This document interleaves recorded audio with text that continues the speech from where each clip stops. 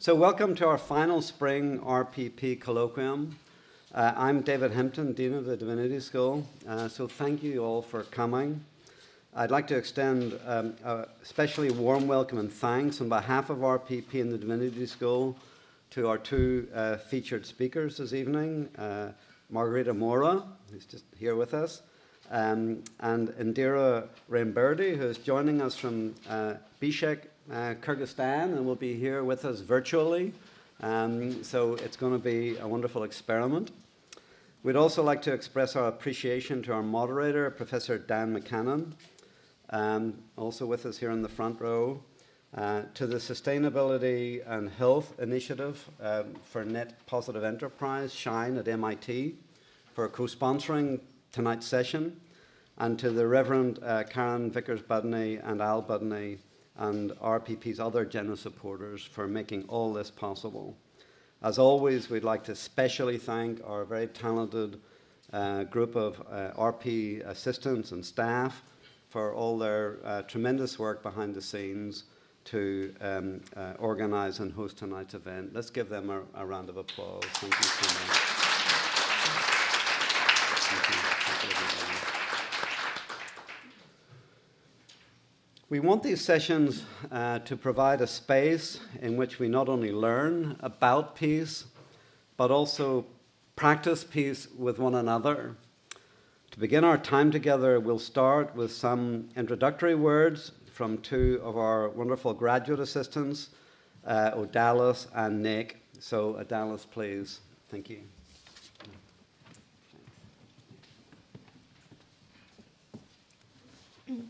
Hello, welcome. We are gathered to advance sustainable peace and to learn and grow in our peace practice. Let's begin by cultivating engaged, caring, and appreciative relationships here and in all our settings. Sustainable peace is a complex endeavor to which everyone has much to contribute.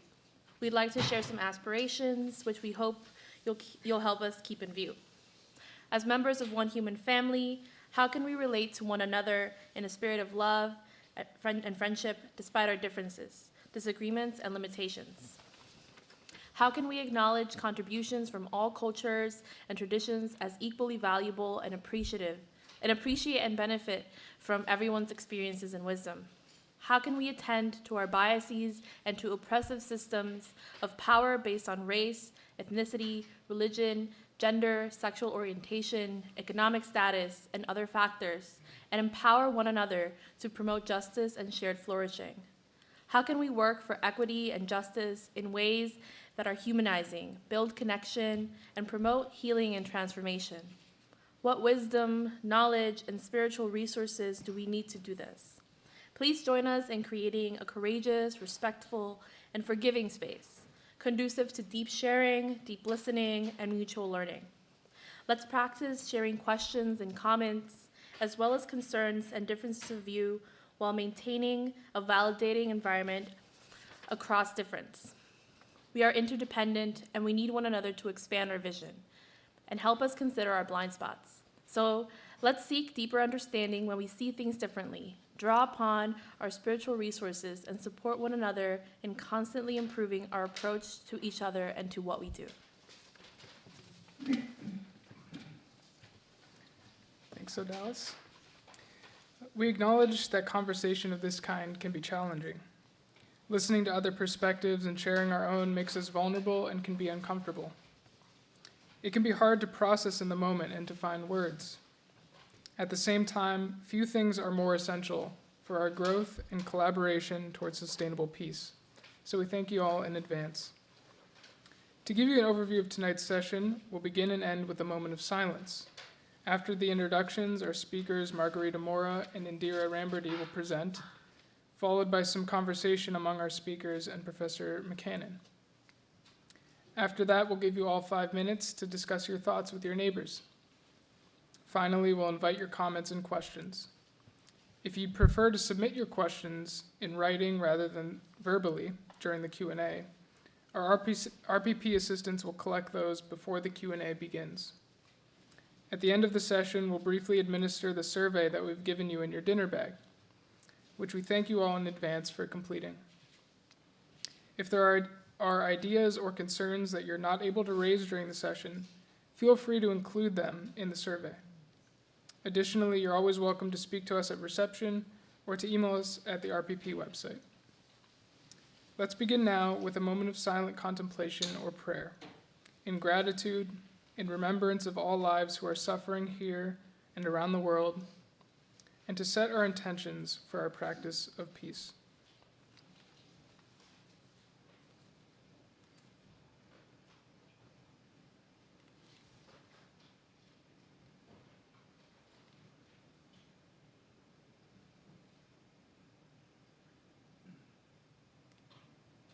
Thank you.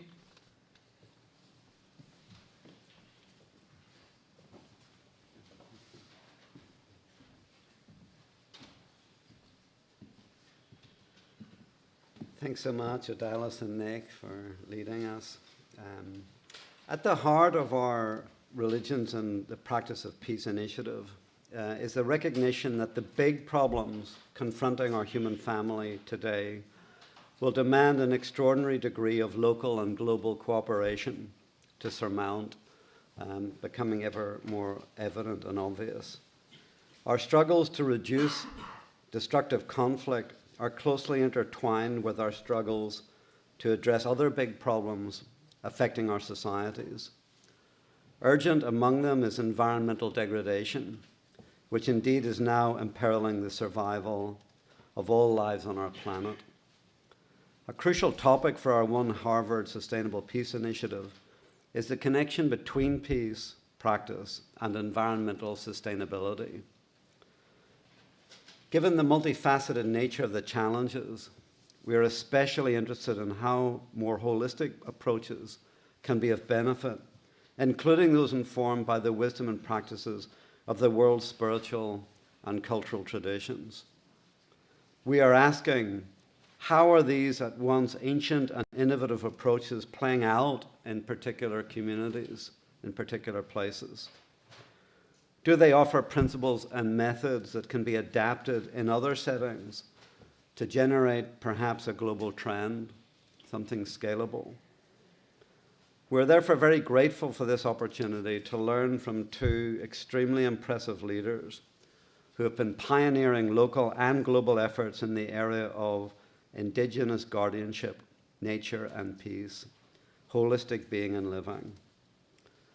So first of all, this evening, I will briefly introduce our moderator, who will then introduce our speakers.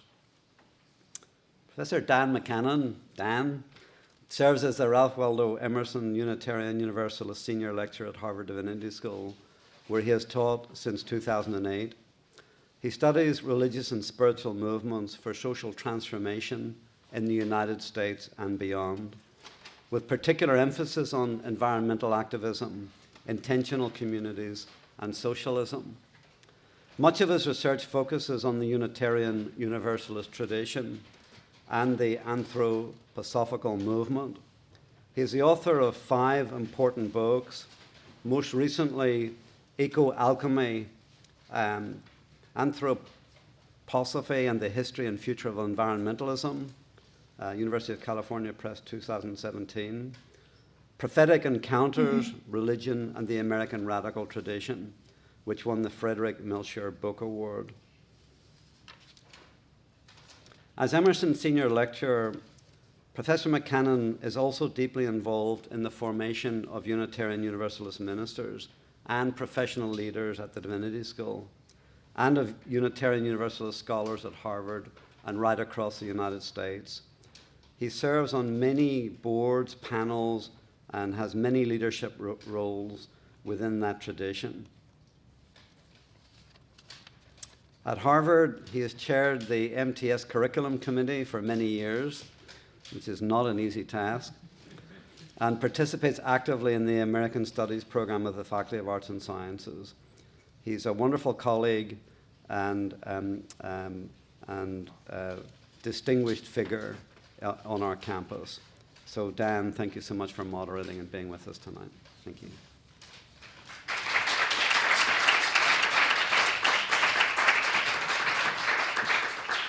Thank you so much, David, for that kind introduction. To Liz and all the RPP team for all the hard work you've done making this conversation possible, and to all of you for sharing in the learning that we will do together tonight. Tonight's topic combines two social movements that have great personal importance for me: environmentalism and work for peace. I'm excited to learn from tonight's speakers about how these movements are mutually reinforcing. Active nonviolence is often an important tool in struggles to protect diverse ecosystems.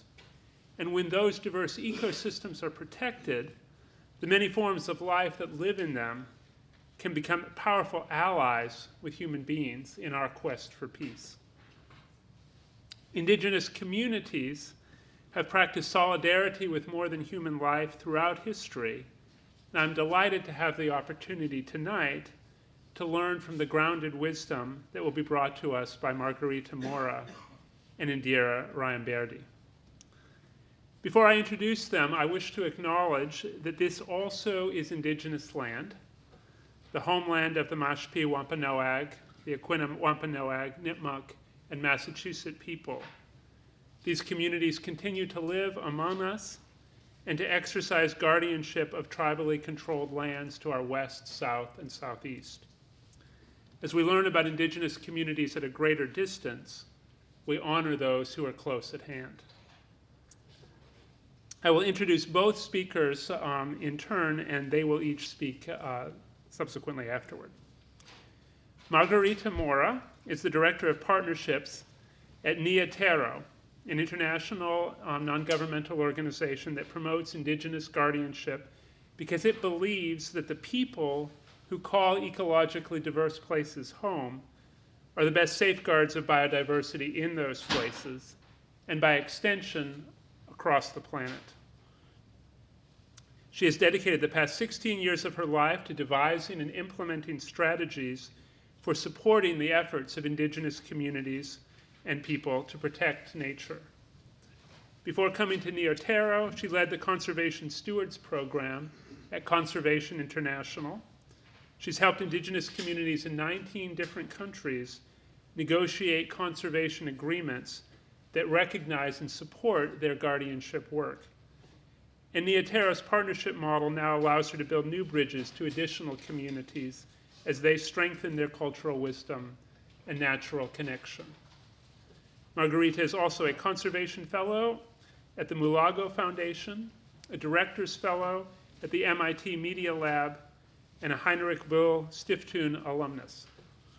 In all of her endeavors, she seeks to honor the insight that ecosystems will thrive only if the people who have sustained them and are most knowledgeable about them are also thriving. Our second speaker will join us remotely from Kyrgyzstan, and in a moment she'll be up on the screen with us. Indira Raimberdy is the executive director of the Peace Building Center in Kyrgyzstan, which she founded in 2008. There she is. Welcome. Her work promoting peace in the Fergana Valley communities in Kyrgyzstan, Tajikistan, and Uzbekistan began a decade earlier than the founding of the center. Initially, she worked within mainstream legal and governmental organizations as she sought to build consensus and mediate conflicts among the residents of the valley. Gradually, she came to see that the solutions to conflict lie more in the human soul and in the wisdom of traditional cultures than in external institutions and regulations. The Peace Building Center is thus devoted to in-depth exploration, revival, and practical application of the traditional nomadic cultures of Central Asia. Through this revival, she and her colleagues are developing spiritually oriented models of development and conflict transformation that will build a lasting culture of peace.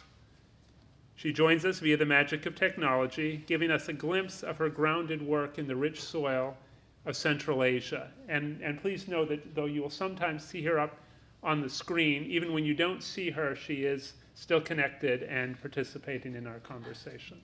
So, welcome, Indira. And now we'll hear from Margarita Mora.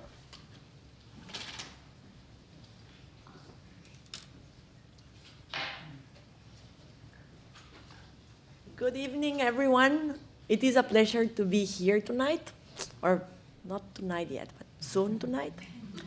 I am Margarita Mora. My native language is Spanish. I can talk very, very quickly in Spanish and sometimes in English. So if for some reason I am talking too quickly, please raise your hand and I will try to get the hint. Most of what remains of nature is in the hands of indigenous peoples and local communities. These are the areas with the highest diversity of plants and animals in the world, the areas with the largest carbon stocks, areas that are crucial and key for fresh water cycles, but also for food security. What many times we don't think about, because those lines probably you have heard before, right? Like, yes, this place is important for humanity, right?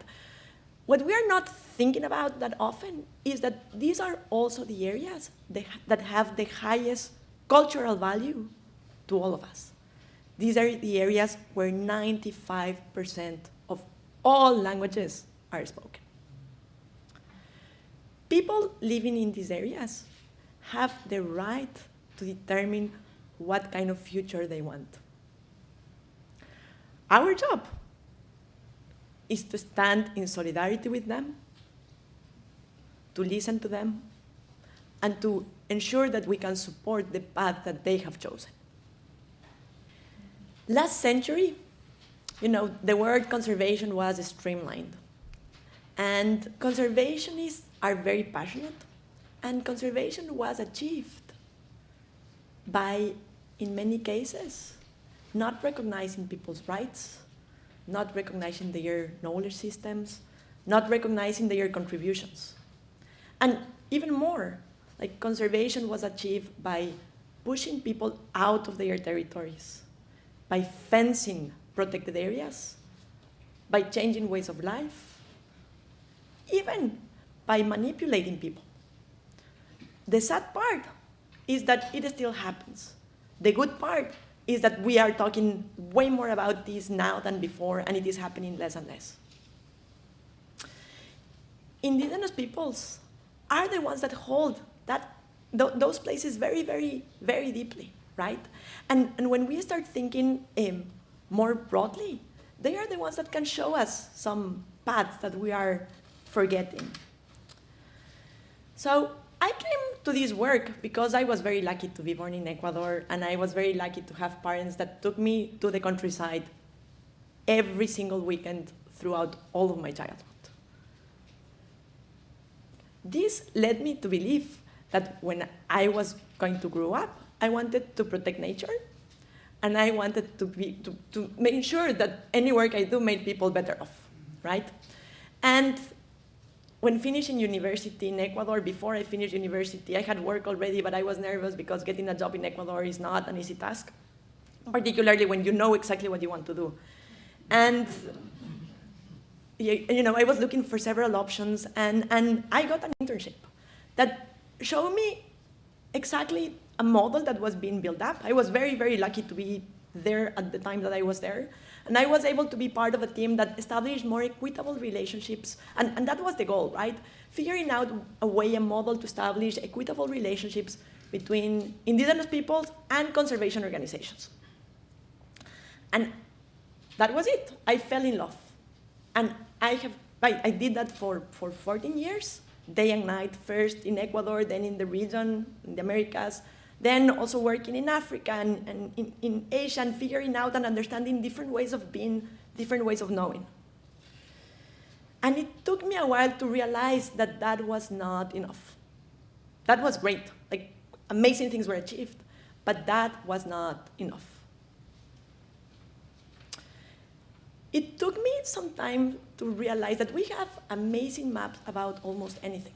You go to the internet, you go to Google, we can see the world, we can see the moon, we can see the ocean, but what we don't have is one crucial map. And we forget about this crucial map over and over. And that is the map of human identity. And many of the problems that we are facing now, whether those are environmental challenges, whether those are identity crises, not locally but globally, can be seen as problems that are linked to values. And those values that were very, very deep for us, but we lost when we disconnect ourselves from our place.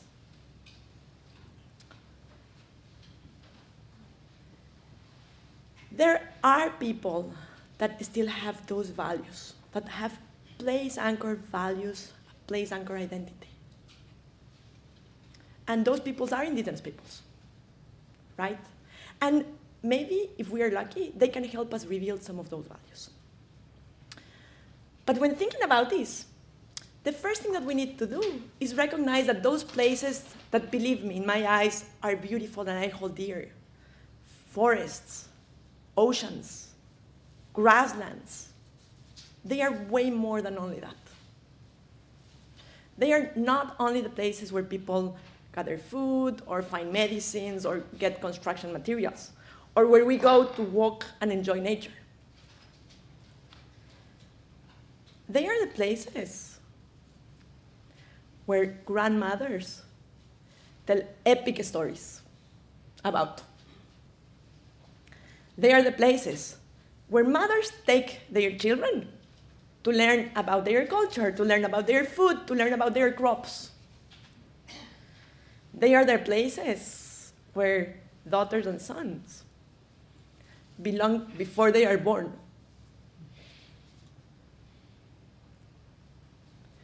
They are the places of their ancestors, right? And that is huge, right? They are the places where they find wisdom. They are the places that connects them to the spiritual world. They are all of that and much more. And when we start going even deeper, we realize that worldwide, there are around 4 million indigenous people, more or less 5% of the human population. And they hold these places very dear and very close to them, not because of conservation. Conservation is not even a word for them. They hold these places and uphold the values that are super important for us as humanity, because these places is where they find their identity. And these places are where those value systems were built, right? So what we need to do, in a way, is recognize rights, recognize knowledge systems, recognize values and traditions. And overall, what we are looking into is thinking about indigenous guardianship. And indigenous guardianship is people, indigenous peoples with very close ties to place that have the rights to be there, have the responsibility to manage those places, and also have the capacity to sustain these vital systems of nature that we all depend on. And I want to share with you a couple of broader examples of what this means, because it varies greatly from one place to the other. Like when we talk about indigenous peoples, we sometimes forget about the S of peoples, right? Indigenous peoples in different parts of the world are very different, and that is the richness, right? So when thinking about the Pacific Islands, there we have 17 large ocean nations managed by indigenous peoples. Personally, I come from the mountains in the highlands of Ecuador, so for me the ocean is beautiful, but when I used to look at the map of the world, that part of the world, I was like, oh, those tiny islands, and how did those people communicate with one another? Like, wow, impossible, right? Now, I see the map, and I only see connection. The water is what connects them. It is not a barrier, as I used to see it, right? And it is a place where you have these people managing 10% of the earth, of the surface of the earth. A place, just to give you an idea of scale, where between 60 and 70% of the tuna catch happens right? A place where people have been moving around from island to island, way before there were GPS or that longitude and latitude were figured out by Europeans. A place where they move from place to place because they knew their environment so well. They knew the waves, they knew the stars, they knew the animals, whether marine or birds. They knew the currents. They knew reflections of light that come from islands, right? And it is not that they just move around and luckily they got to island B, right? They actually did it on purpose. And the beauty of it is that nowadays there are still those navigators. We can still find them. And we can find them, yes, in the voices of Nainoa Thompson that was here recently, but we can also find them in small, tiny villages such as in the Solomon Islands, where people hold that knowledge very, very deeply. And we can see through them that they are holding large commitments, right? They are not only still managing some of their customary coastal management systems, but they are upholding really big commitments, as it is the case of the Mora and Moana initiative in the Cook Islands, right? The other part, it is closer to me, but it is very big, right? Like northern Amazonia is the most remote area of the Amazon Basin, and it is of the size of 6 Californias, right? In this territory, you find 2,003 indigenous people, well, collective territories managed by indigenous peoples, and 400 indigenous groups that are connected through history but have very different languages, very different perspectives, right? I had the privilege to be in one of these territories very, very recently. And it was beautiful to talk to people for whom life is and cannot be fulfilled unless you finally connect to the sacred source of the forest. And that is what guides you. And your future depends on that revelation. What you are going to do is based on that. If you don't receive it, you are lost.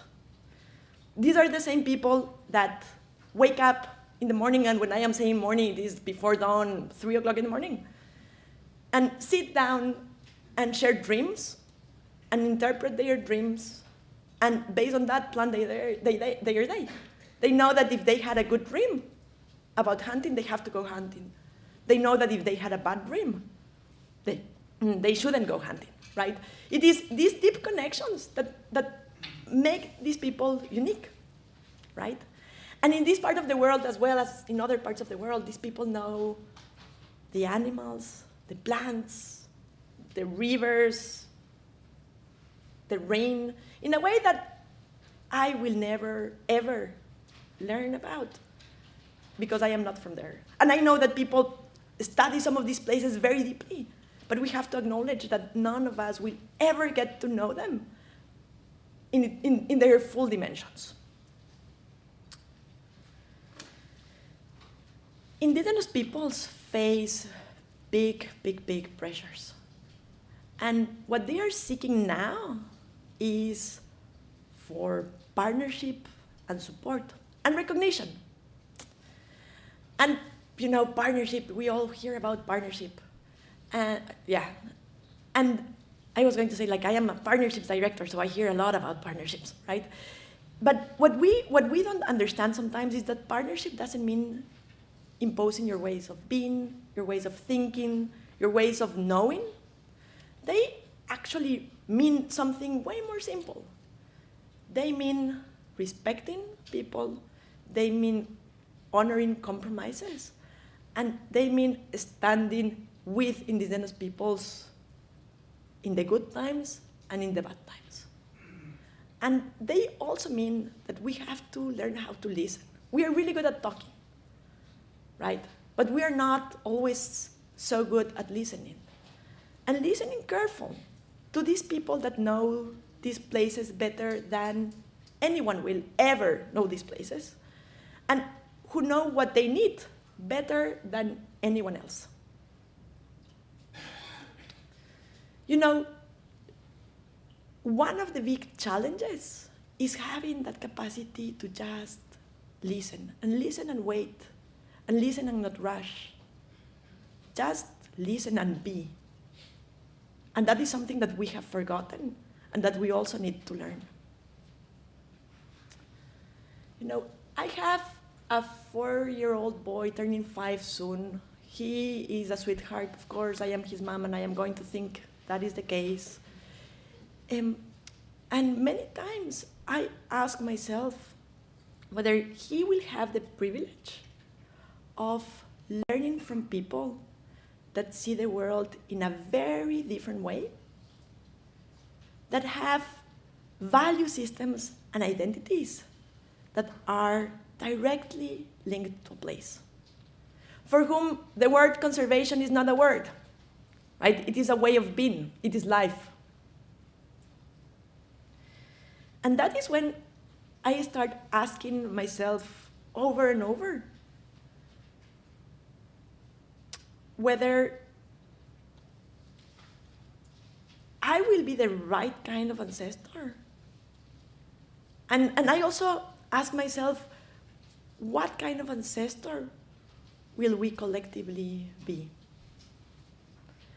And this is not an easy question, right? But this is one of those questions that if we start thinking about it more deeply, maybe it leads us to reconnecting to those values, to rebuilding those values that are more place-anchored, right? And maybe it also leads us to think in a different way about the past, recognizing that we come from someone that set up this stage for us to live now, but also recognizing that we are responsible for the future, right? And that we need to change the way that we think about well-being. And we need to stop thinking about well-being in terms of what we get out of the world. But we need to start thinking deeply on what we are leaving behind. And maybe we might get out of these environmental challenges that we are facing, and we might recover from the identity crisis that we are also facing. So that is what I wanted to share with you tonight. Thank you very much.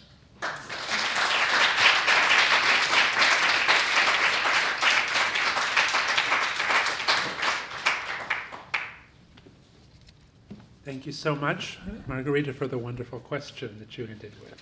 What kind of ancestors will we be? And now we turn to Indira, Raimberdy. Thank you. Good evening, dear friends. Do you hear me well? Yes. Good evening, dear friends. I'm very glad to be on this very interesting meeting. Thank you to Margarita and RPP for inviting me. I will try to do my best to share what I can and to add maybe some more information, knowledge about our region, Central Asia, which is very, I think, important region and very unstable one. Let me switch to screen, yeah? To presentation.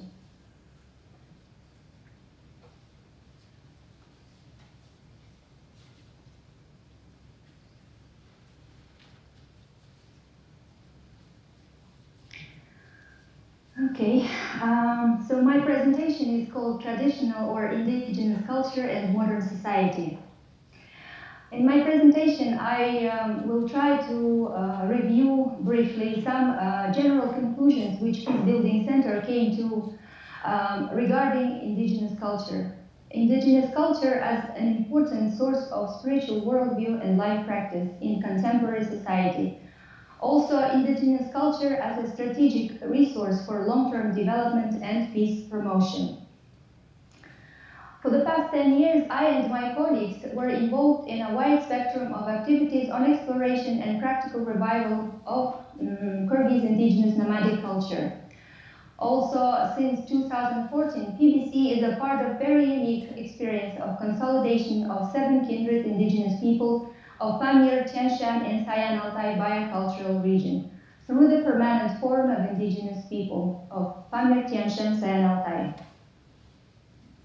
It's quite obvious today that modern society has come to a very complex and critical point of its history.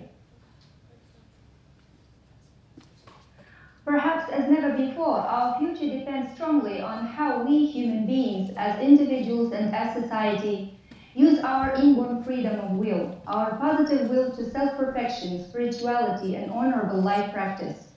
And as the main step towards better prospect, we will have to decide, or we are already in the process of deciding, which system of worldview we would like to base our further life on. Today, we are facing a tough and possibly the last clash of two basic between two basic worldview systems. On one side, we have so-called rational consumeristic worldview based on hard materialism. This kind of worldview at some point of human history became dominant, and it is a big separate topic for pondering and discussing when, how, and why this happened. What we know for sure right now is that it has assured the majority of people of that human being is a mortal creature, that everybody fights his own battle on this world, and that we must take from life as much as possible at any price. This life position actually, as we can see already clearly now, brought us to total self-destruction. On the other hand, we have so-called spiritual worldview based on profound faith in the Creator and wisdom regarding every aspect of the world of His creation. This kind of worldview guided us towards understanding and experiencing that human being is a spiritual creature with the great and unique mission, that we all are interconnected and that life should be built according to the principles of harmony with everything and everybody surrounding us. This spiritual worldview existed always, but today we need it as never before for our survival. As we could confirm for ourselves through our own experience, there are two main sources of this worldview today. One is ancient wisdom and faith. The brightest example of it is indigenous culture. Another is what we call prophetic faith. The best example of it is Abrahamic religions. Modern multidimensional knowledge, represented by some breakthrough sciences and philosophic schools, serves as the rational proof for ancient wisdom and prophetic truth, and by doing so, becomes by itself a valuable supportive source, so-called secular source of spiritual wisdom today.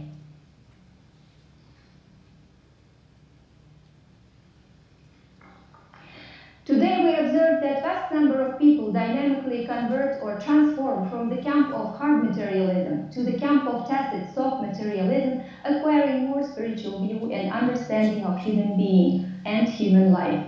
Vast number of people return to their indigenous roots, acquire their strong cultural identity, and choose to live according to the precepts of wisdom of their wise ancestors. And vast number of people in the world comes to monotheistic faith and chooses to follow in the footsteps of the great prophets.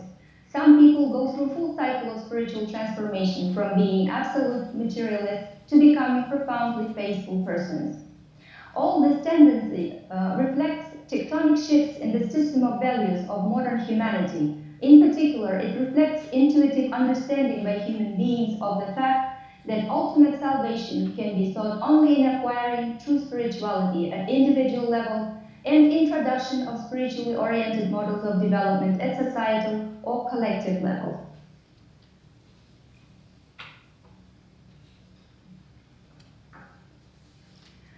Kyrgyzstan can be taken as a perfect and intensive example of such intuitive movements and transformations in society.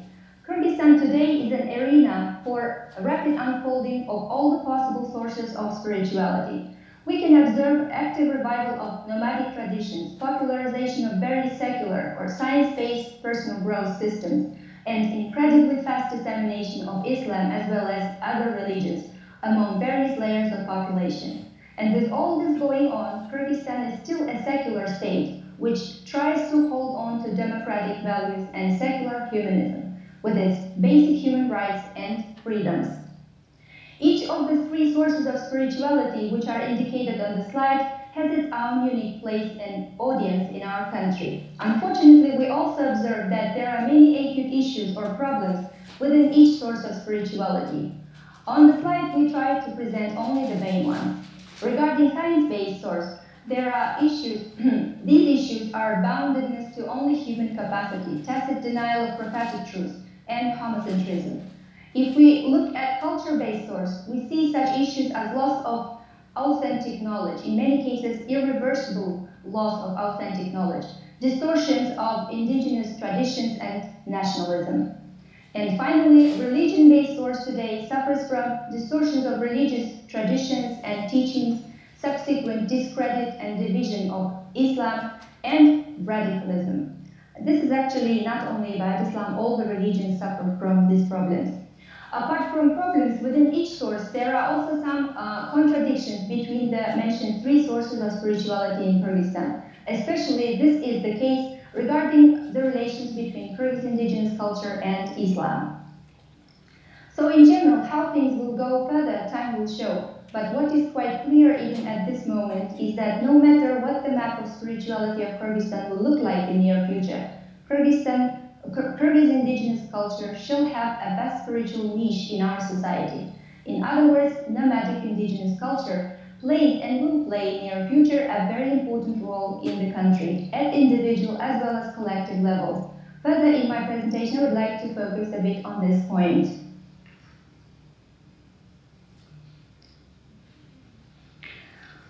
So what is traditional culture and what makes it so valuable today?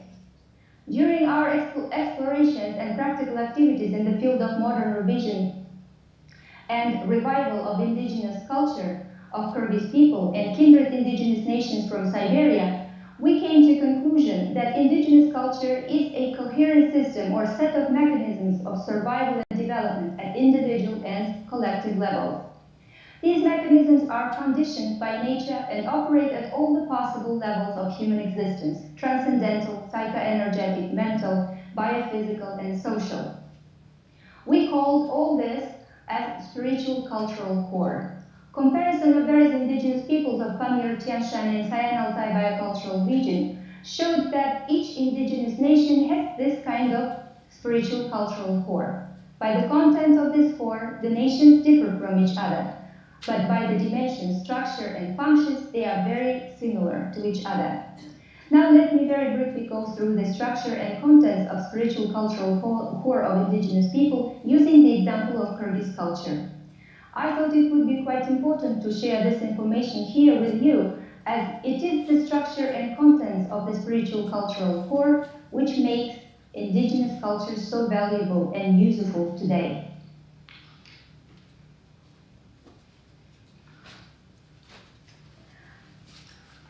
Kyrgyz spiritual cultural core is a system of spiritual self-preservation and development. It is a priceless gift which our ancestors left for their future generations and which helped our nation to survive and develop through various times and on vast territories. This system has certain structure and is constituted by several levels, each of which corresponds to a particular level of human existence.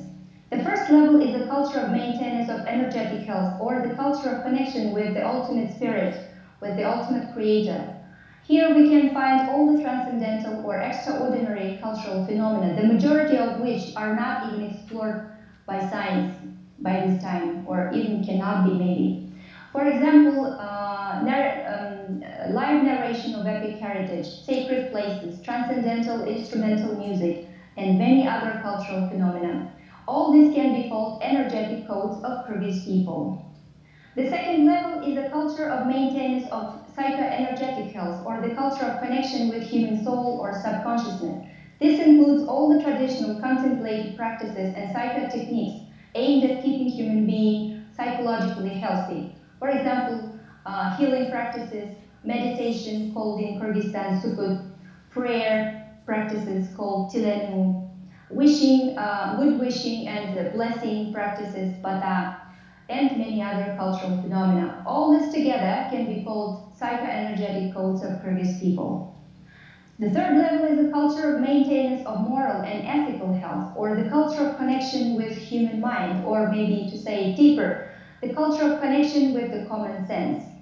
This includes all kinds of values and rules which are encoded in rituals, games, dances, languages, and many other cultural phenomena and which are aimed at regulating relations between human being and God, human being and society, human being and nature. All this is called informational codes of Kyrgyz people. And finally, the fourth level is a culture of maintenance of biophysical health if we talk about individual, and social health if we talk about community. In other words, it is the culture of connection with the material and social realms of human existence. This includes all kinds of martial arts and other sports, national cuisine, handicraft production, traditional medicine, and many other cultural practices and phenomena.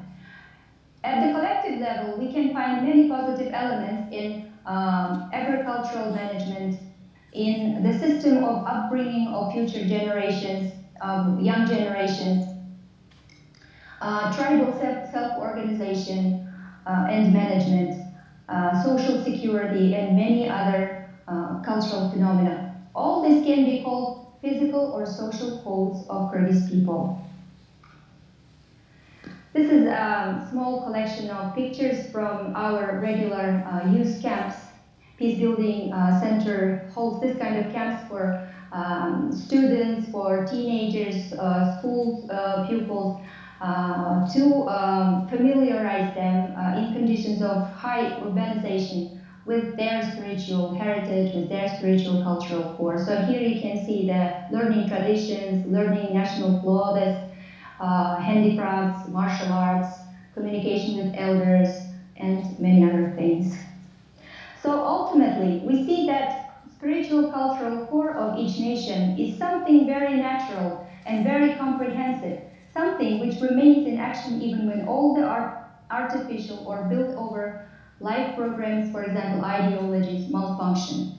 And again, by the example of Kyrgyzstan, we can see that these natural self-preservation and development systems return sooner or later into society, even after many years or centuries of domination of various alien ideologies and lifestyles. This is the picture from Archiv, so Kyrgyz indigenous community in Soviet times. So Kyrgyz women driving agricultural machine.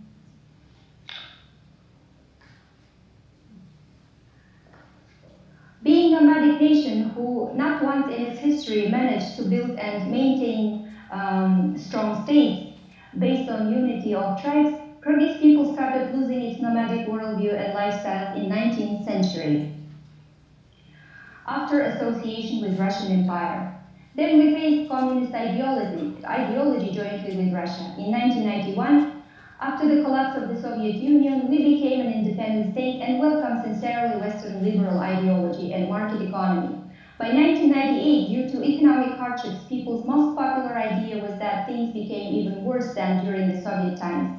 In the condition of informational vacuum and total disappointment, those who did not fall into nostalgia for Soviet past or did not get completely money-oriented entered the domain of religions. By 2004, we could observe rapid rise of religions, especially Christianity and Islam. Then two revolutions happened in 2005 and 2010, and that marked the rise of Kyrgyz indigenous culture. So during next 10 years, by 2014, indigenous culture got incredible popularity among all the layers of society. Over 40 big organizations emerged to work directly and professionally for revival of indigenous culture and biocultural diversity in general. However, at the same time, tensions between Kyrgyz indigenous culture and Islam grew rapidly. At the end, this process brought to a series of open conflicts between Muslim clergy and proponents of the movement for registration of new Kyrgyz religion called Tengri. Tengri movement demanded from the State Commission on Religious Affairs registration of new Kyrgyz religion, but got official and justified rejection from this state body after another series of repeated open clashes in mass media between Tengri movement and the Muslim clergy. Both sides strangely calmed down. Since 2015, we think Kyrgyzstan got to the point at which at least key public activists and leaders from both sides understood that Kyrgyz traditional culture and Islam in reality of Kyrgyzstan should be considered only as the comprehensive means for spiritual development, making society more moral, peaceful, and responsible. It was clear for all of us that attempts to use culture and religion for other purposes can have very heavy consequences.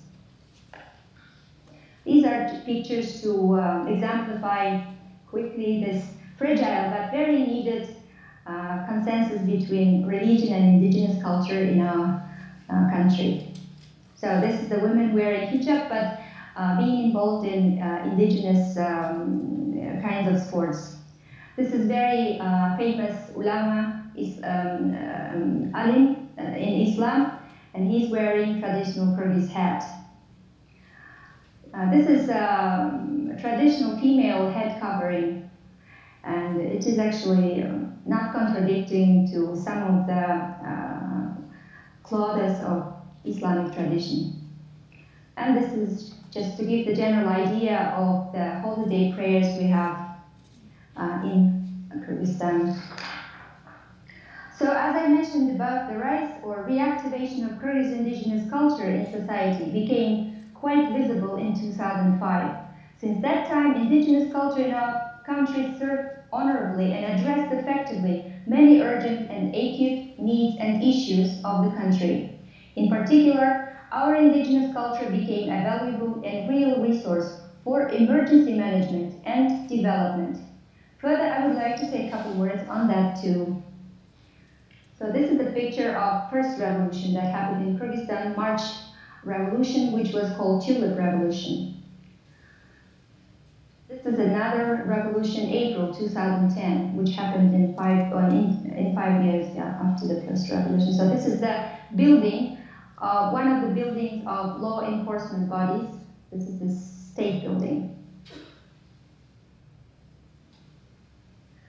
Two revolutions that took place in Kyrgyzstan in 2005 and 2010 were a big test for the country. Each revolution catalyzed and brought to a violent level four most dangerous and most hidden conflicts in Kyrgyzstan: government versus people, poor versus rich, ethnic Uzbeks versus ethnic Kyrgyz, south versus north. All these conflicts together created a vast chaos and real security threat not only for Kyrgyzstan but also for the whole region. And in this situation, there were three very effective internal third parties who played a crucial role in stopping the violence and restoring peace in the country. They are custodians of indigenous culture, religious leaders, and respected elders of local communities. They all together in various regions and in various specific situations contributed much into stopping the chaos and violence through the power of their mediation, negotiation, consensus building, based on the respect they had from society. Total destruction of the governmental buildings, killing people of deposed regime were prevented. Inter-religious, inter-regional, and inter-ethnic conflicts were stopped. Volunteer public order squads were organized to deal with marauding. All this was done with participation of outstanding people of local and religious communities.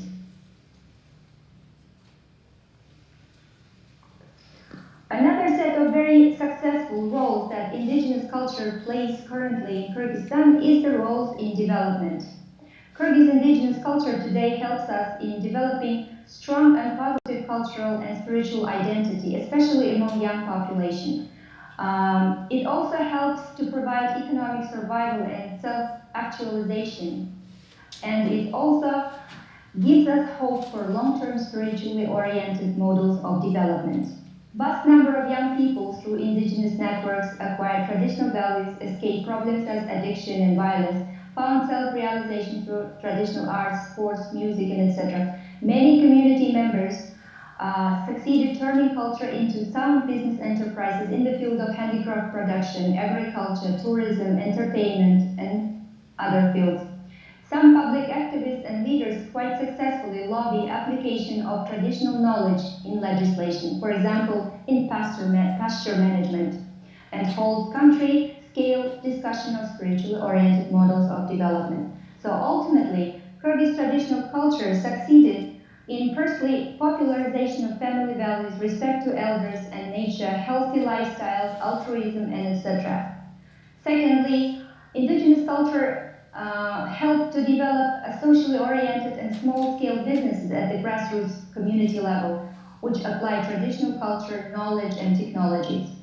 And finally, and the most importantly, indigenous culture today helps us to continue elaboration of spiritually oriented conceptions and models of development, culture-based criteria and indicators of development. The latter, in our opinion, has a special great potential, and not only for Kyrgyzstan. Elaboration of spiritual models of development can help us not only to make systemic changes in our country, but also can help us join worldwide movements and platforms striving for alternative visions and practices of development in the conditions of global changes. So this is the picture of Bhutan. Pictures taken in Bhutan, I will explain why I show them now.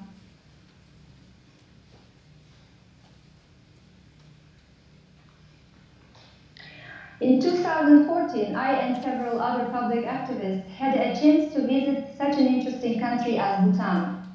I personally was lucky to meet the leaders of National Happiness Council and learn more about the concept and practice of gross national happiness. At that time, Bhutan's experience was quite unique and inspiring. During the period of time from 2014 to 2016, PBC joined with the information agency Akipress, one of the biggest internet agencies in Central Asia, organized a series of public discussions on possibilities and prospects of spiritually oriented models of development in Kyrgyzstan based on indigenous culture. As a result, we could come with a general or initial set of qualitative criteria for evaluation of foreign investment and other projects of national scale. And as you may see, they reflect the structure of the indigenous spiritual cultural core. Later on, holding the Permanent Forum of Indigenous People of Pamir, Tian Shan, and Altai since 2014, and participation in the work of International Action Group on Culture-Based Indicators of Well-Being helped us to continue this valuable work. And we continue this work until today, so we continue doing this. This is a collection of pictures of Permanent Forum of Indigenous People, just to show you the idea. These are the leaders coming from almost 7 indigenous people of Siberia, Pamir, and Kyrgyzstan. So, as it is quite obvious through the experience of Kyrgyzstan, traditional culture has a vast potential today in development and peace promotion, as well as in deeply personal spiritual transformation of ordinary people. Therefore, the activities on modern revision, practical revival, and application of indigenous culture in daily life, and even introduction of principles and values of indigenous culture into existing social systems are very important and needed today. Traditional culture gives us enormous hope for the better future because wisdom of ancestors never fades away. And let me finish my presentation with very wise words of a very wise man, Hazrat Sheikh Al-Tariqat Azad Rasul, who wrote around 15 years ago in his book Search for Truth these wise words.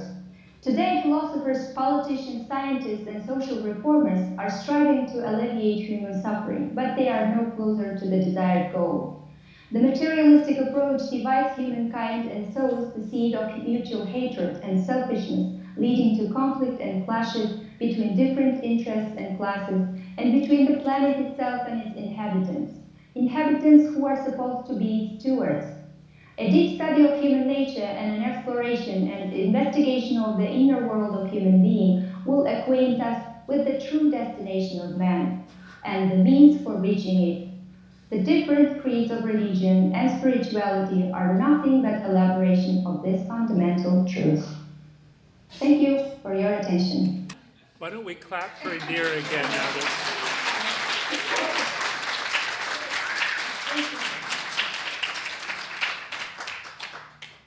Okay, so what we will do now is that we'll bring, yep, there she is back on the screen, and Margarita and I will come up here. And first I'll invite the two of them to be in a little bit of conversation, and in a few minutes we'll bring all of you into the conversation as well.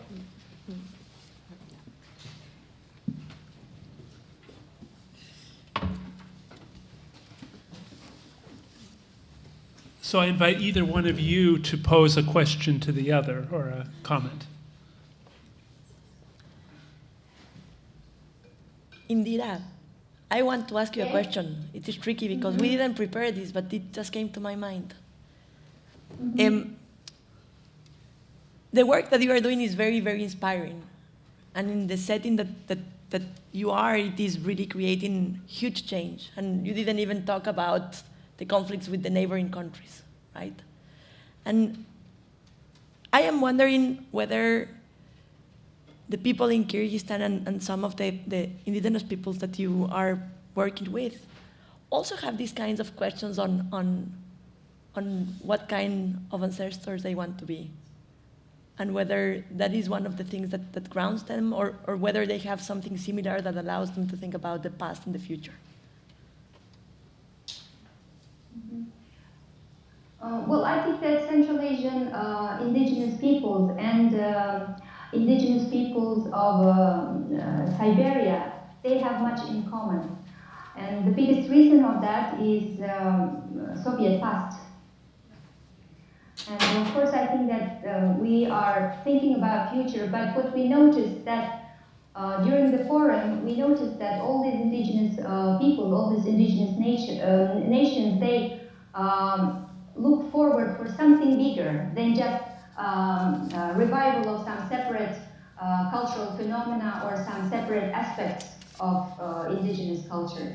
They are striving for something bigger, for some kind of systemic changes. For example, those indigenous people who live in Siberia, they live, of course, in the framework of Russia, and their situation is a little bit different. And I don't know how much in the future they can reach some systemic changes, maybe, which will result in bringing indigenous culture in front lines of policy making. But we hope for better, if I understood your question. But we have much in common because we have this Soviet past. If I didn't understand your question, please clarify. Maybe I didn't get it. It is great. Thank you, Indira. Indira, would you like to pose a question for Margarita? I just would like to make a comment on Margarita's speech. That was also a very inspiring speech, and I think it was very sincere, very emotional. And I think that one point which she made is very important, that indigenous people of the world today are seeking for partnership, and they're seeking for positive attention, because indigenous nations, they have a lot of things to say. Again, this is a very complicated question, how it happened that indigenous culture or even religious wisdom at one point of human history somehow went to, not disappeared, but somehow lost its positions. And we have today the severe hard materialism and the severe hard Russian consumerism, which brought us to where we are now. So I just would like to support Margarita's words that indigenous nations today, they need support, they need partnership, and they need respect. And the whole society will not regret about this partnership, because this partnership in very near future will bring very good solutions to global issues that we all have. I will pose one question for each of you before we open it up wider, and I'll begin with you, Indira. In the United States, conservation efforts often focus on forested or mountainous landscapes, and so I'm very curious about what care for grasslands landscapes look like. What are some of the specific traditional practices that are allowing the Kyrgyz people to care for grasslands and perhaps to enrich biodiversity in grasslands that have lost some of their biodiversity? Mm-hmm. Well, in Kyrgyz traditional culture, there are many technologies which allow to preserve the land. For example, you know that Kyrgyzstan is highland, and the main specialization of our agriculture is pasture agriculture. So since we are nomadic and we have this pasture cattle breeding. And I think that Kyrgyz people have lots of very good technologies for pasture management. And some pasture management technologies were already accepted by the government as part of legislation on pastures. For example, if to come to a very simple example, is the nature of Aboriginal cattle. Aboriginal cattle is very adapted to local conditions, and that is why being grown up there and being fed there, they are participating in circulation of all the natural materials in nature. So they do not spoil the land, and land itself is being fertilized and developed further. So this cycle, human beings, cattle, and then cattle, land, soil, and soil, plants, this cycle is very important and it preserves itself.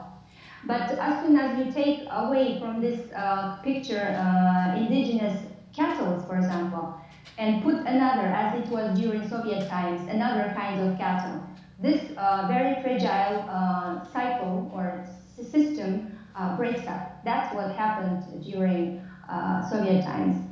Today we cooperate with one Buryat organization.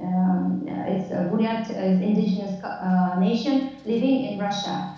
And one of their basic focus is revival of Aboriginal cattle, Aboriginal Buryat coal, which is very important because they, at this moment, deal with Russian beef cows, which are not good for pastures, for the types of pastures they have in their place.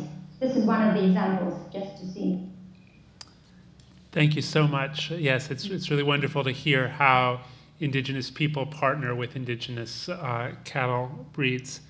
Margarita, I wonder if you could talk a little bit about how indigenous guardianship works in places where indigenous communities have lost power over their land because of colonizing powers, and the land has lost much of its biodiversity.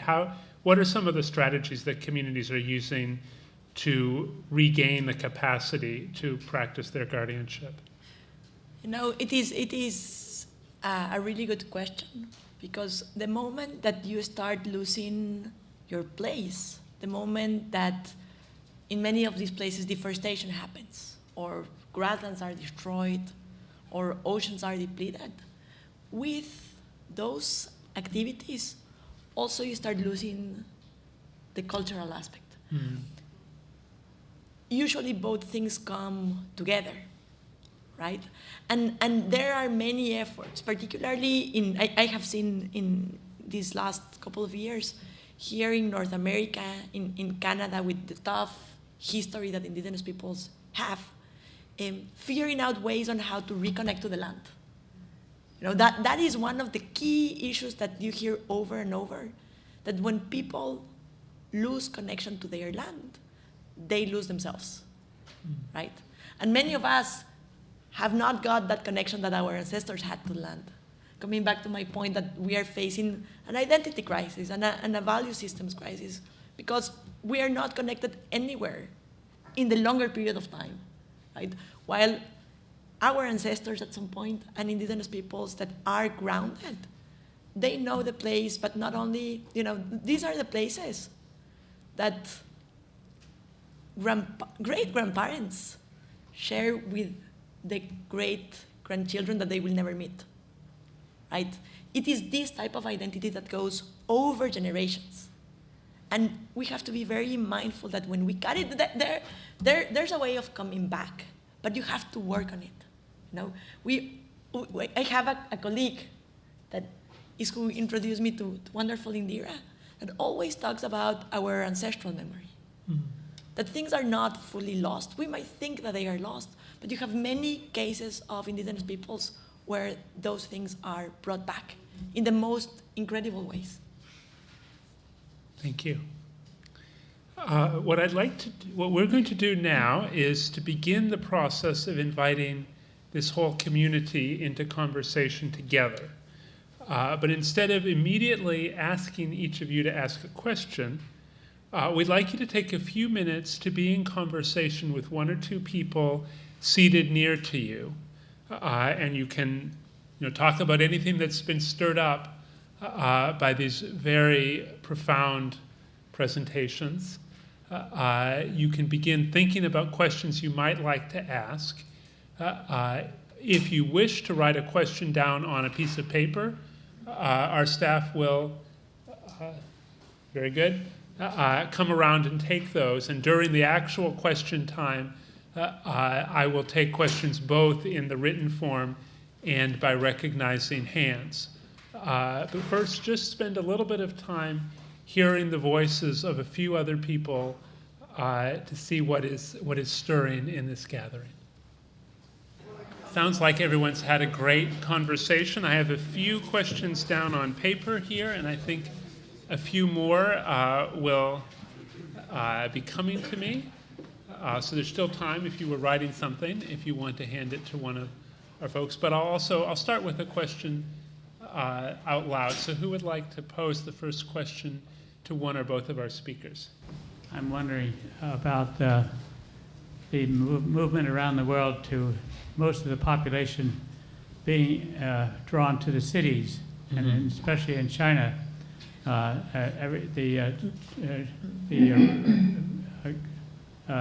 villages are razed and tossed aside, and people are forced to live in these high rises. And all over the world, cities are where the action is and where the jobs are. It's going to be harder and harder to bring the indigenous world into affecting that. Thank you. Would one of you like to start? I can start with that question, and that is one of the big questions that we make ourselves at Tero, because you have that phenomenon, people living in indigenous communities that, due to education, many times have to leave, right? Or that sometimes they need a job and there are not income opportunities in their places, so that they have to leave. And they go to the cities, and in the cities sometimes they have to put aside who they are because they are not treated as they should, right? Racism is a big issue, right? And the beauty on the other side is that, yes, there is this drive to move to the cities because the cities is where you find everything. And the cities is where you get lost, where nobody knows you, right? When you're coming from an indigenous community, you know everyone. Everybody knows you. You go to the cities and suddenly you are no one, right? Unless you have a couple of pals that know you from your place. One of the things that we have been discussing more philosophically than anything is that we also live in a time where technology is helping people also stay, right? Like where you have access to electric panels that you can move from place to place in a very efficient and cheap way. And where you have part of the society, like the wealthiest part of our society, they are nomads. They don't live usually in one place, they live in many places. And they manage to do it, right? They manage to live in different cities. Why not think that that is also something that these people living in places can get to do again? Like maybe we get to a point where that is feasible again. But you are right, like cities drown people. And whether it is forced or whether it is not forced, people are like, young people are drawn to the cities. At the same time, many people want to be back to their place because that's where they belong, right? Indira, would you like to speak on that question of urbanization? Well, I think that urbanization is really a big negative factor, actually, in being of indigenous culture. We very often discuss this in our country. For example, how you can make contemplative meditation in a big city. Because ancient Kyrgyz would meditate in a very open areas, maybe on the mountains. And how you can do that, I don't know, to clean the 5th floor of the big buildings, or so it's difficult, and it's a very big hit, I think. But again, indigenous culture is a very unique system of survival and development, and there are many possibilities to adapt.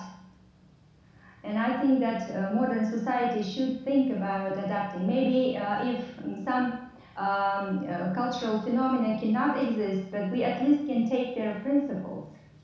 For example, principles of relations of young generations between with elder generations. So it is eternal. You don't need, I don't know, some kind of a forest or other places to practice this.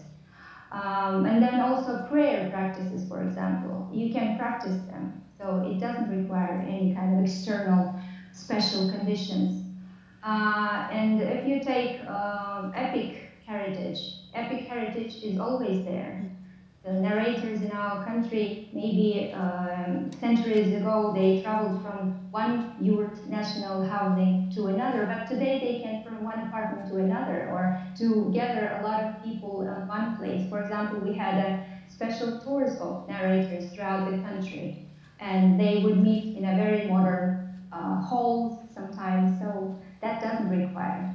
So it depends on what kind of things we're talking about from this spiritual cultural core. But the majority of phenomena of spiritual cultural core can be surviving in modern conditions. I think it is not a big factor, but it is a factor. Thank you. I will read one of the questions that came up to me on paper. And the question is, what is the relationship between religions which were brought in to indigenous communities, such as Christianity and Islam, and the indigenous religions themselves in people's lives? So we were just talking about that. So it is interesting because these big organized religions are almost everywhere. Like probably one of the places where I haven't seen them is where people in voluntary isolation live, but they are trying to reach out to them as well, right? And what is interesting is that in many cases it doesn't end up being one or the other. It ends up being a mix. It ends up people figuring out a way of having both, the parts of both that are the best for them. Within that, there are extremes, right? There are extremes where people are forced to believe in one way because of many, many reasons. But altogether, it is beautiful to see that despite organized religions arriving to many places, if you go a bit deeper, as long as you have certain clear aspects of the values still there, as long as you have language, and even when languages are lost, right? But those things connect you to your culture way deeper than only religion itself. Thank you. Mm-hmm. Well, in Kyrgyzstan, you saw in one of my slides and in one of the sections of my presentation, I told a lot about relationship between indigenous culture, Kyrgyz nomadic culture, and Islam. That was a big issue, actually. But today, I think there is a kind of a consensus between culture and religion. And as long as culture proponents and religion proponents keep to the basic human values, the basic wisdom that is in religion and in indigenous culture, everything should be okay. But as the more we kind of try to concentrate or focus on external things, or moreover on distortions, then the conflicts come. And this is a very interesting thing to sort out for society, especially in Kyrgyzstan. And I usually say that those people who are in Islam and they are very negative, they have very negative attitude to indigenous culture, I tell them that you probably do not know to full extent our culture. But to those in indigenous culture who say that Islam is something horrible, we don't need that, I say that you probably don't know Islam to full extent. Personally, I, for example, love and even work in the field of indigenous culture, but I'm also Muslim, I'm practicing Muslim. And I think that internal combination of these two systems of spirituality is very important, and the cases of such combination are growing in our country, especially in the north. So I think we can combine that, and there should be no conflict. And Kyrgyzstan's case is coming to that when we have this consensus, also fragile consensus, but we are still coming to that. But again, there are some problems, of course, and they come from distortions, and they come from aggressive people who would like to use religion and who would like to use indigenous culture for their purposes, sometimes purposes which are very far from spirituality, which are very far from bringing common good for society. Thank you. Marguerite, you in particular talked about place-based identity as a strong thing that people should aspire to. And as you were saying that, I have flashing in the back of my mind my sense that in America and in Europe, place-based identity currently is playing out, feels to me, as a very toxic force. And so it makes me try and think through that, what is the difference between what you mean by that and what people here, when they talk about such things, mean by that. And I wonder if it's maybe, if I can articulate it and you can tell me, if it's more, not so much place-based, but first of all, ecosystem-based, more specifically. And if it isn't even more than that, not like a place where you are or a thing that you have, but a thing that you participate in, i.e. participating in a pattern of relationship to an ecosystem, if that's the thing that you mean by identity? Yeah, no, that is a really good question, and thanks for raising that. I have seen the exactly the thing that you mean. I was not talking in those terms. And what I am thinking about when I am talking about place anchored identities that are linked to collective territories, right? That are not in individual identities that do not have like a common long-term history in common, that have not developed their joint knowledge systems about their ecosystems and their place itself throughout thousands of years. I am thinking more of that kind of people that the place is who they are. Like if that place disappears, they disappear. When you think about white nationalism, it really doesn't matter whether they are here or whether they are in New Zealand or whether they are in Australia, right? It is exactly the same thing in terms of how they might relate to that, right? While when I am thinking about place anchor identities, I am thinking of the people, as I mentioned, that it is not that their identity was formed recently through colonization, right? But it is whose identities has been formed for thousands of years, and whose identities is so linked to their territory, that they know exactly what means when a bird sings. They know. I was talking to someone one day and was like, oh, I started seeing these ants, so now I have to go and start planting my plant plot, right? And at least I don't see this right amount of ants, I am not going to start doing it because I know the rains might not come, right? It is that deep knowledge that it is hard to have when you are just in a place for 1, 2, 3 generations. It is the thing that you get when you are in a place for many generations. Thanks. Yeah. So, Marguerite, you referred to partnerships, and then I didn't hear you say really any more about what kinds of partnerships. What are some positive partnerships that are out there these days that are actually working and helping? And then I have a second question.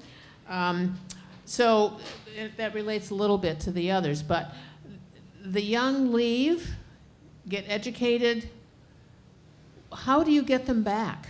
Are there, what kind of incentives are there to bring the educated back to help preserve their communities, their cultures? So those are my two questions. And I'm going to repeat every question, even if it's specifically for Margarita, to make sure Indira's hearing.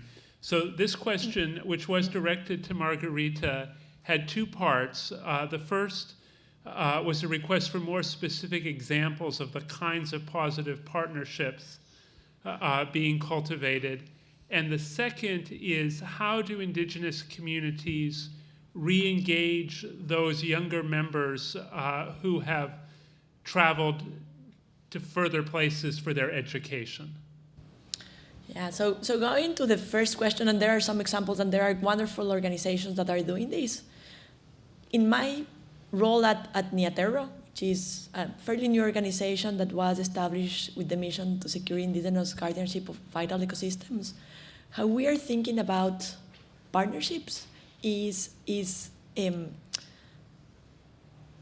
ensuring that through all of our actions, we are level in the field. And because there is always a power dynamic, right? That is unavoidable, right? But you have to give part of your power away actively in order for that level field to be better, to level the field. The other thing that we are really pushing for is not for us to decide, like, we as an organization are not necessarily the ones that are going to be working directly day to day with an indigenous group, but we are going to stand with them for good, and in the good times and in the difficult times. And that means that we are going to trust them, and we are going to let them choose who they want to work with in order to achieve some of their vision of well-being, their self-determined vision of their well-being, based on their priorities, and we're happy to support those organizations that they choose, right? So it moves away from us defining an organization that is here in the US or in other countries that tells you, like, oh, these people are great, to more like, okay, let's meet the people, let's develop a relationship, and let's see who they want to work with, so that we fulfill our mission of relinquish power, and they also get stronger in deciding what kind of relationships they want to have with us, but also with the other organizations that are in their environment. Because it is not that anyone alone can do this, right? And it is also not that one organization alone can do this. We need a lot of organizations, hundreds of organizations, changing the way they work with indigenous peoples to succeed. And the second question was, that is such a, it is such a complex situation. It is such a complex situation. And I don't have an answer. It would be wonderful to have that answer. But I was talking with an indigenous leader from Brazil recently. I don't know if you read that Brazil elected their first indigenous person for Congress, right? For the Federal Congress. And she had been advising us for a while. And we were talking about this, and she told us a while back, our elders were super eager to send our kids to university. And they made this huge effort to establish those links with local universities and ensure that people got to secondary school and for them to get scholarships. But now they are questioning themselves whether that was the right strategy, because they live and they would love to come. Not all of them, but many people want to go back, because life in the city is nice at some point, but it is super challenging on the other side. But if they don't have an option, it is hard for them to return, right? And then I was talking with another leader from another country, actually from Ecuador, and he was telling me that his elders told them, like, it is a bad idea for you to go to university. Like, we don't want this. We don't want this, like, a while back, right? This is not a good idea. And they pushed, like, the younger generation pushed and was like, yes, we want to do this, we want to do this, right? And then they went to university, and now they have a couple of leaders that through that process think that the Western perspective is better and that mining should be an option, right? And most of the population is like, what did we do? The elders were right. We should have listened to them more. Why didn't we listen to them, right? So it is hard. What it is clear is that you need indigenous people that know well their options, right? And if they want to go to university, that they have a clear picture of what does it mean for them in the future, that they have those discussions on like, okay, with so many people educated, will they come back? Will our villages will be afterwards totally empty? Or that I have a third case where an indigenous community is as well paying for the higher education of their kids. But they sign a contract. It's all done internally and with very strict bylaws. They sign a contract that they have to come back. They can only be out for 5 years. And when kids turn 18, they have 1 year to decide whether they want to belong to the community in the long run or not. They have to decide that before they turn 19. If they decide that they don't want to be part of the community, they lose a lot of the social cohesion that the community has, right? If they want to go to university, I think that they give them like 4 years or 5 years. Like, okay, go. They finance that because they have been very successful on the business side, but they have to come back. And if they don't come back, they have to pay every single time that they didn't. So people are creative, and indigenous peoples are trying to figure out ways. There is no one solution. Yeah, I just would like to add a couple things. I just would like to say about maybe a short comment about partnership of international philanthropic organizations with indigenous communities. From 2005 around, a number of big philanthropists entered Central Asia with their programs on support of biocultural diversity and revival of traditional culture. And that was a very good partnership because these organizations came in the conditions when we had no resources because, you know, post-Soviet countries, in economic terms, of course, the situation was very hard. And this partnership, I think, was very effective. But today, for example, if to go back to this partnership from this, let's say, 14 years perspective, today we see that this partnership should be, with time, transformed into something bigger. Before, many philanthropists, they supported revival of some separate cultural phenomena, some separate aspects of traditional culture. But today, I think that philanthropists should move forward with that help and maybe to transform to something bigger.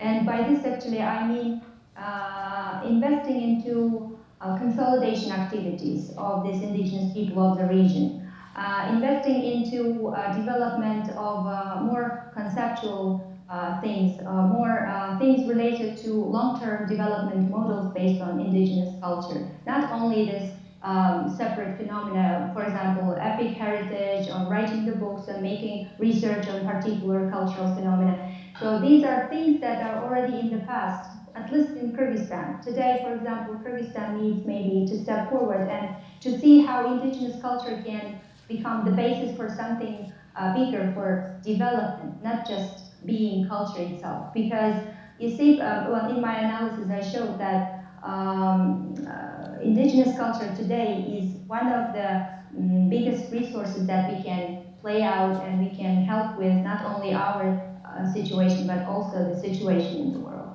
So that's it. As for the bringing people, young people studying abroad, for example, living in better conditions to local communities, I think this is a realm of a personal choice.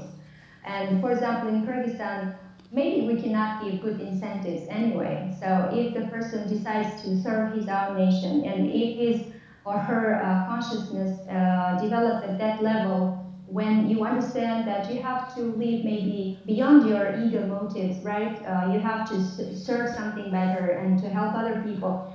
If the person comes to that level, he or she will return anyway. And we saw a lot of young people who realized all their ambitions abroad, and then they came back already successful, and they helped in terms of business, for example, or in terms of their expertise, or in terms just being the member of community and serving his or her nation in personal way. Thank you. I admire what you two are doing, but what comes to my mind, okay, I'm a writer, is I have this impression of terrible poverty and suffering associated with these groups. I hope I'm wrong. That is my impression. What do you have to say about that? That in preserving them, you preserve the terrible suffering or poverty. Is that true? So, Indira, I'll just repeat the question. And she said that when she thinks about indigenous communities, she often immediately thinks about the extreme poverty and suffering that many indigenous communities are experiencing in her perception. And she's wondering is that a correct perception? And if so, how does it fit then with efforts to preserve traditional ways of life?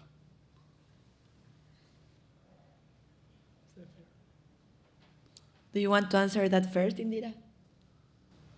No, please go ahead. Yeah, your English is more like faster, so please. Yeah. It is such an interesting perspective, right? This perspective of there has been this quest from the West to save the others and to define that the others must be suffering if they are not as us. And there are places with indigenous communities that suffer deeply, deeply, deeply, deeply. And a lot of that suffering has to do with colonialism and with the history and how they were treated.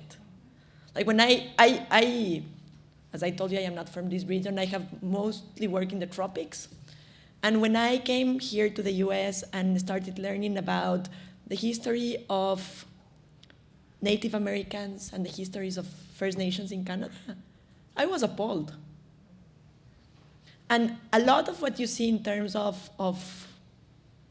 alcohol abuse, domestic abuse, etc., it is not because of poverty itself in terms of money. It is because they lost all connection to land. People in this part of the world, and in many other parts of the world as well, were moved from the place that they knew and loved somewhere else. And not only that, it's hard. But I couldn't believe that in Canada, until the 90s,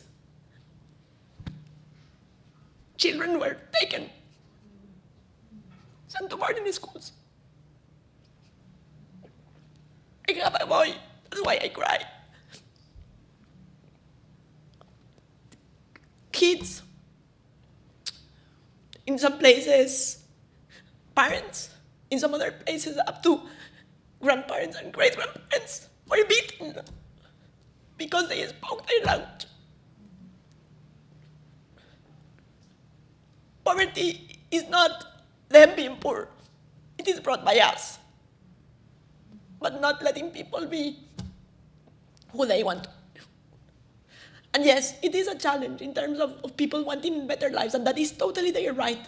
And that is, if that is what they want, that is their right, right? But in my experience, I have found some of the most beautiful, happiest people ever in those communities. Like, to the point that I wish my son will have the opportunities to explore and sense and be, and at least live a bit of that life. Because that's something that I assure you, none of us has.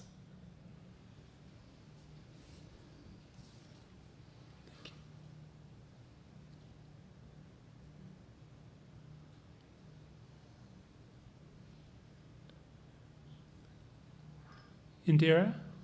Mm-hmm. Well, that's kind of a sad question, I think, in a way. But I think that the notion or the concept of poverty is a quite quite wide concept. What do you mean by poverty? Do you mean economic poverty, right? Or do you mean poverty spiritual? So if you mean economic poverty, of course, the situation in many indigenous people of the world, I think is very hard, and I understand Margarita's emotions. But as for the Kyrgyzstan, I can say again that in our country, indigenous culture by itself became a very good source for overcoming this poverty. And it depends on how you look at this. If you use indigenous culture as resource, maybe in our country, I'm not going and analyzing examples of other faraway countries, indigenous cultures. But in Kyrgyzstan, many people who were left completely with no means of living, they used indigenous culture and they built very solid businesses and they become very successful. So I think that in Kyrgyzstan, it is not the case of poverty. But also, it is the case of gaining dignity and prosperity through your indigenous culture. And I think that in Kyrgyz conditions, at least we cannot be that pessimistic about indigenous culture. But even in the communities where poverty is very strong, I think if you look at those communities, the majority of indigenous communities, there is spiritual richness. I have met a lot of leaders from indigenous communities, and even if they live in poor conditions economically, they are very strong personalities. Maybe God wanted them to live in those testful conditions so they become stronger spiritually. So being pitiful about poverty of indigenous cultures, I think it is a little bit limited vision of the situation. If I could just add, connecting to what Indira was sharing earlier about the idea of gross national happiness as it's been developed in Bhutan and shared with many other places, including Kyrgyzstan, I think that provides a model that helps get a richer sense of this because it's looking at the multiple dimensions that go into well-being of people instead of a sort of one-dimensional model where you assume a group of people is suffering if their economic activity is low and their market-based economic activity is low and happy if it's high. You know, it provides a much richer model that doesn't exclude the economic but sees it in the context of everything else. Just to add yes, I agree with that. Actually, that's a good reminder. So poverty, actually, in general, is not absence of happiness. So economic well-being is not the ultimate indicator of your happiness. And Bhutan and other countries actually prove that. If you take all those indicators that are stated in gross national happiness concept, you can see that the time that mother can spend with her children, the fresh air that you can breathe, fresh meat, milk that you can eat every day, the time that you have at your disposal, you don't have to rush and you don't have to be always busy making money or something like that. So these are the parameters of happiness that are maybe not covered by the notion of poverty. I mean, so it's something different.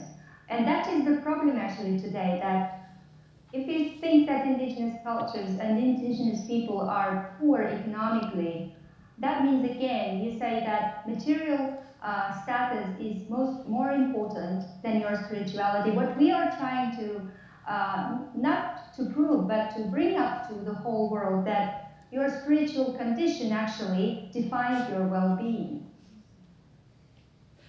So that's very important because that is the basic problem which started with the loss of the spiritual mindset, spiritual consciousness.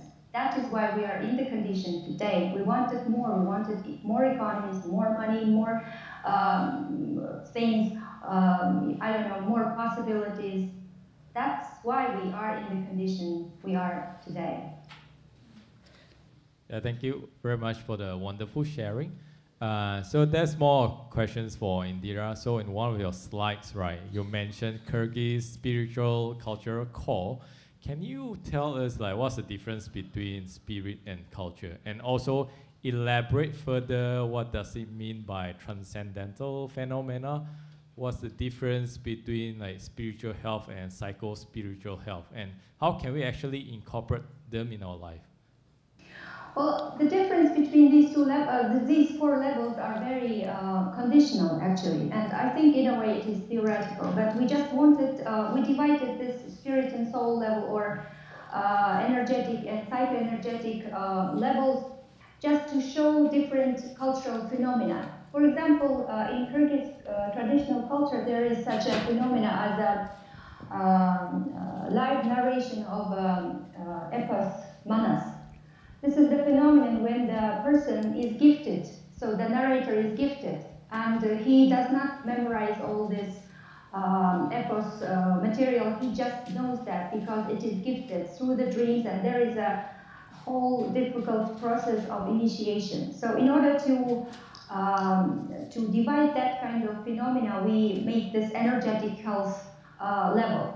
And the difference, this kind of phenomena, for example, transcendental music, there are special musical instruments which put you into altered state of consciousness. That's a very different state of consciousness when the person really reached the transcendental conditions. So that's why this is the level where we talk about purely connection to something transcendental, purely energetic. You don't recognize that. That effect really goes into you. You just have to be in the presence of the epos narrator. You have to be in the presence of the musician. So this is the level. The second, psychoenergetic health, here we mean the spiritual practices which you can do by yourself. You can submerge yourself. So your contemplative practices, meditation, prayers, and things like that. So they are not automatic. Here you have to do it. And it is a kind of a, how to say, psychoenergetic because it is related also to less subtle level of your consciousness, to your subconsciousness, which is not your spirit actually. So in indigenous language, you divide, there is a spirit, there is something that really shapes when you listen to your music, listen to your narrators. There's something that is not your subconsciousness, but subconsciousness is something more, how to say, materialized form of spirit, and that is why these practices built on this level. So these practices work on activation of this level. So I don't know if maybe because of the language limitations, I cannot really explain that. Can you also clarify again the question? What else would you like to know about this? Yeah, that's fine. Yeah, that's fine. I think you got exactly what he was looking for. Thank you. We are almost out of time. I have one question that I've been neglecting here on paper for Margarita. Could you say a little bit more about your idea of an identities map and how you would use colors and what you would try to develop with that map? Well, that is a tough one, right? In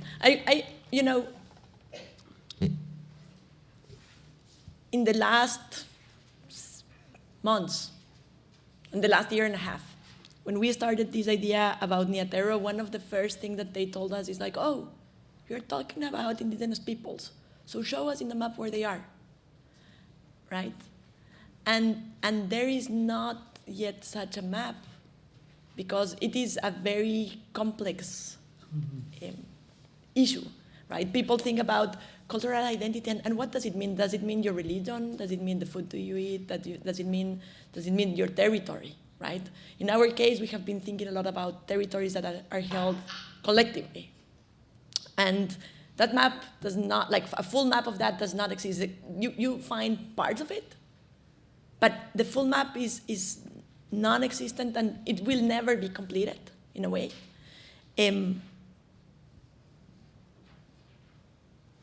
What it is beautiful is that at least there is the willingness to advance on that, respecting that some indigenous people do not want their territories to be in that map because that might be a liability for them politically or spiritually or in many different ways. And for others on the other side, having such a map would be such a powerful tool to say, like, we exist. Right? It varies broadly from one place to the other.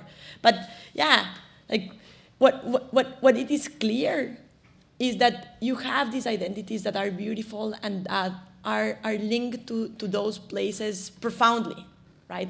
They are not linked to those places just because we arrived now, but they have been linked to those places for generations, where people jointly have managed those territories in a way that makes sense to them, that they have evolved their spirituality, they have evolved their wisdom, they have evolved their relationships with one another and to the place in a way that the 95% of us, sometimes it is hard for us to grasp or understand what it actually means, right?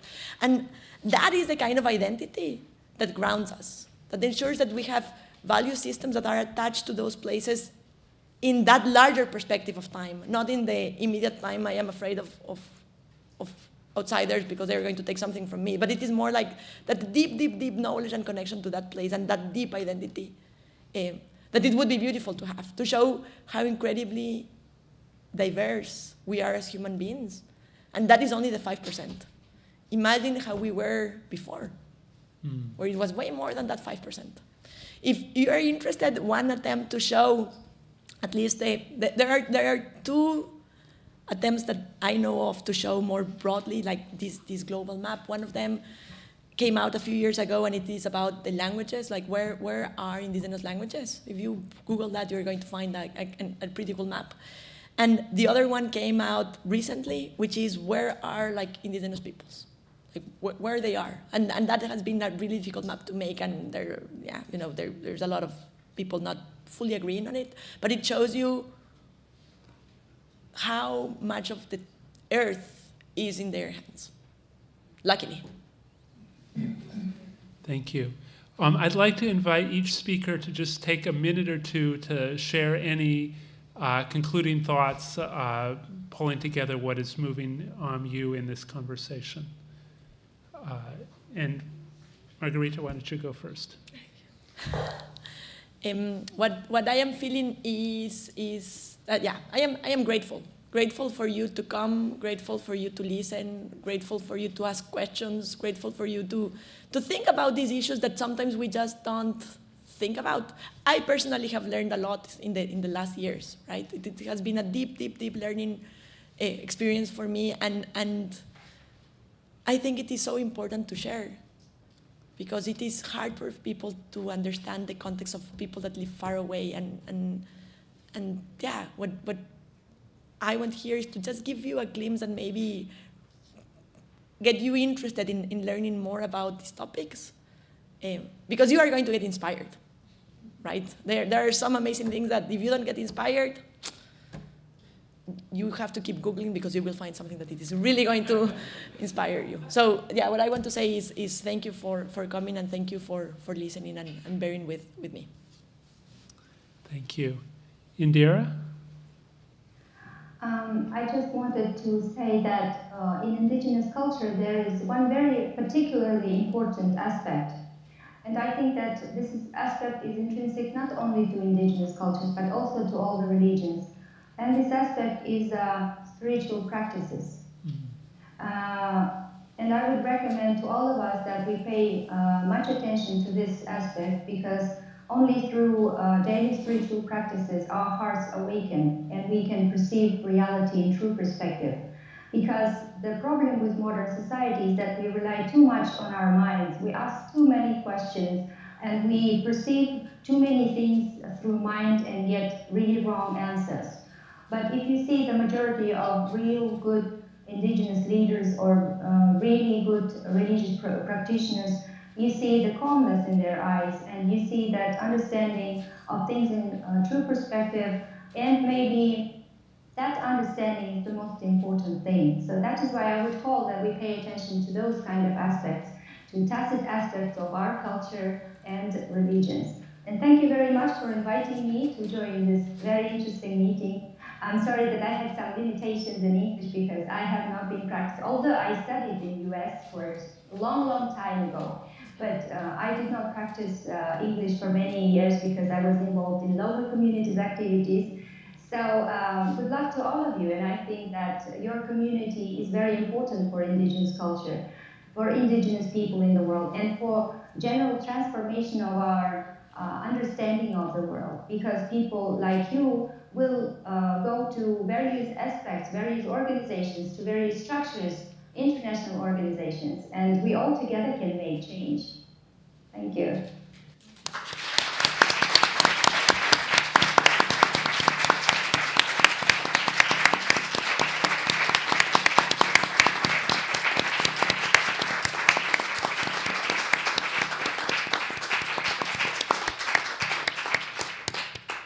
thank you both so much for such a rich evening where we were learning new things in every moment.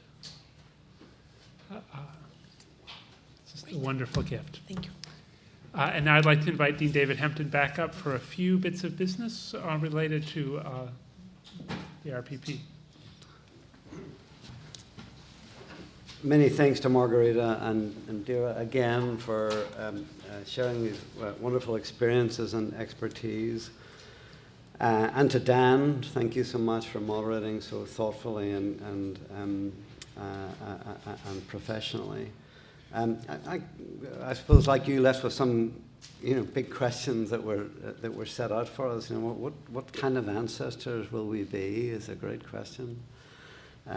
What kind of well-being and happiness do we value? What are the connections between place and culture and spirituality and identity and well-being and spiritual practices and perspective? How to bring all of those things together. So this is, I think someone said that this is a steep learning curve, and it has been a steep learning curve, I think, for us this evening to encounter Indigenous cultures that are not often in the tops of our minds. So thank you both very much, and thank you, Dan, also. If you can bear with me just for a few minutes, just to deal with some important business about the RPP. We'd like to give you just a few minutes to fill out the survey that you have in your dinner bags. This is, so we do this twice a year to receive your input, which is tremendously important for us. Great, thank you so much. And we have a little bit of extra time after I sort of finish out the announcements. We'd like to, just as we began with a very short moment of silence, we'd like to have another short moment of silence just to reflect a little bit on what we've heard tonight, and either in meditation or prayer or mindfulness.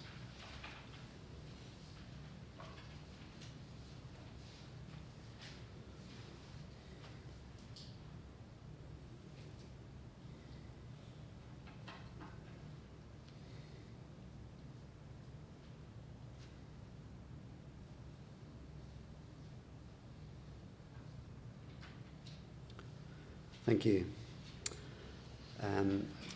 If you have ideas or concerns that you weren't able to raise at the session or mention in the survey, feel free to tell us afterwards or drop them in the basket that will be on the table up front right here. We are very grateful that you attended our RPP events this year. Thank you for a wonderful year of our colloquiums.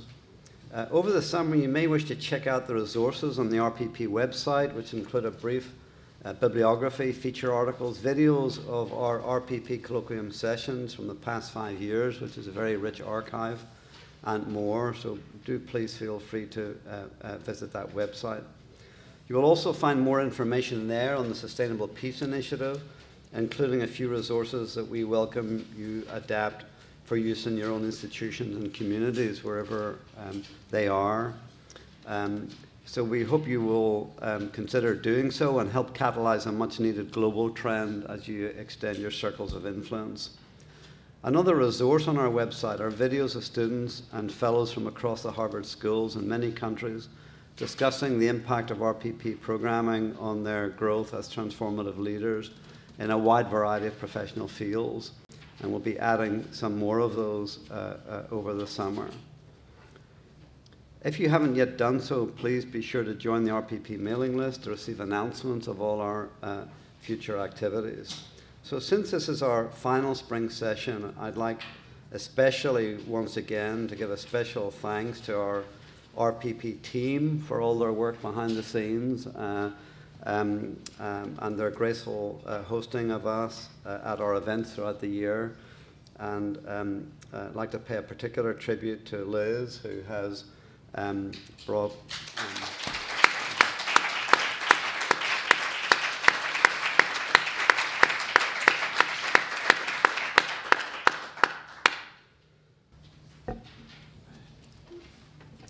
So thank you, all of you, for what you've brought to us. It's been a remarkably rich year. And thank you for all the energy, creativity, intellectual leadership, connections, and spirituality you've brought to our proceedings. So now, please join us for a reception with tea and refreshments in the lobby. And the Harvard Coop will have books for sale right outside of Sperry. So we wish you all a good night, a happy and peaceful summer. And we have a gift for Margarita, which we'd love to pass on to you as a memento of your time with us. Thank you.